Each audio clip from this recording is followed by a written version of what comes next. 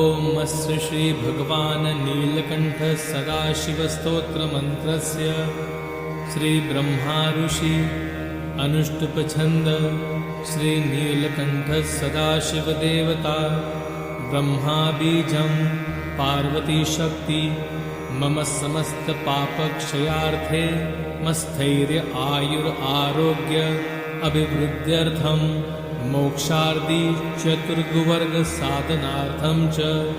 श्रीनीलकण्ठ सदाशिवप्रसाद